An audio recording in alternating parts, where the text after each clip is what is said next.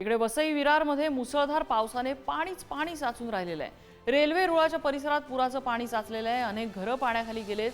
नागरिकांचे मोठे हाल होत आहेत। संततधार पावसाची गेले 4-5 दिवसांपासून आहे आणि त्यामुळे वसई विरारचा परिसर पाण्याखाली गेलाय।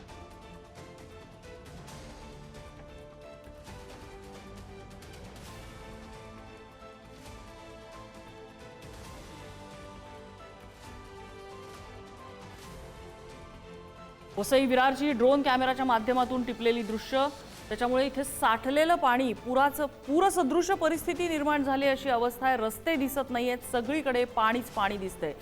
गेले 3 दिवसांपासून पावसाची संततधार सुरू आहे आणि त्यामुळे 3 दिवस हा भाग संपूर्णपणे पाण्याखाली आहे। जिकडे बघावं तिकडे पाणी साठलेलं आहे आणि ड्रोनच्या माध्यमातून पाहिल्यानंतर रस्ता कुठे आहे, खाडी जवळच असलेली ती कुठे आहे, खाडीचं पाणी शहरात शिरलंय का, कशातलाही फरक कळत नाहीये। सगळीकडे दिसतंय फक्त आणि फक्त पाणी।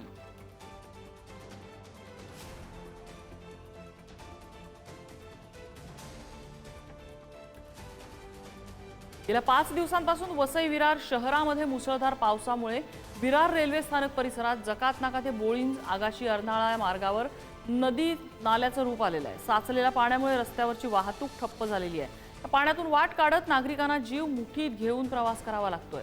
अनेक नागरिकांची वाहनंही बंद पडलेली आहेत। 5 दिवसांपासून पडलेल्या पावसामुळे शहरात पाणी साचलेलं आहे, ज्याचा निचरा होत नाहीये। त्यामुळे नागरिकांनी महापालिका आयुक्तांवर संताप व्यक्त केला आहे।